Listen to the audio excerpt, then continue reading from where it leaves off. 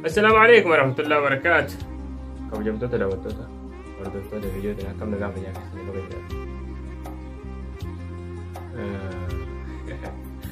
sila ati dhufteetiniin tiktok sun kan irratti yaadamaan kennatin Jawaar ba'uun sun gammachiifne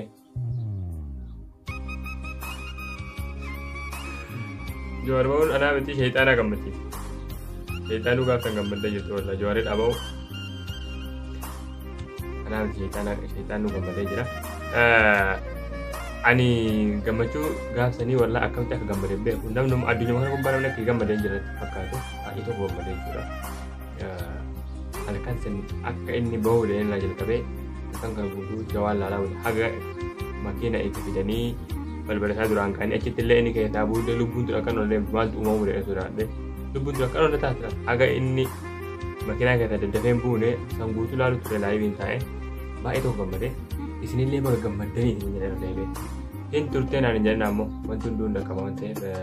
kanaafiyyuu hin turtee maaliif har'a jettaa naan jenna kanaafiyyuu anis gammadee jira isinillee baga gammaddanii isin jedha. Jawaar ba'uun baay'ee nama gammachiisa baay'ee namatti tola furmaata biyya keenyatti illee ta'a jedheetiin yaada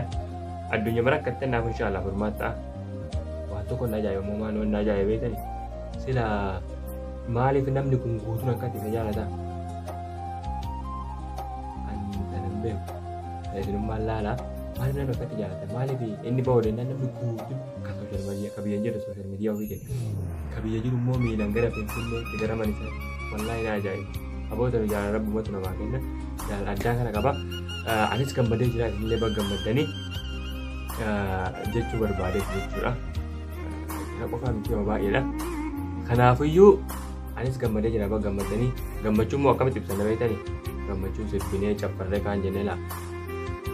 alhamdulillah nama gaafsan namni sirbee cabbarree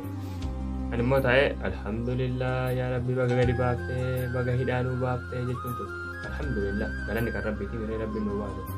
namarraa waan akka waan eeggannu rabbumarraa eegganna kanaafiyyuu anis gammadee jira baga gammaddanii isin jedha oromoo ta'u isin jaaladha assalaamu alaikum warahmatullahi wabarakatuh.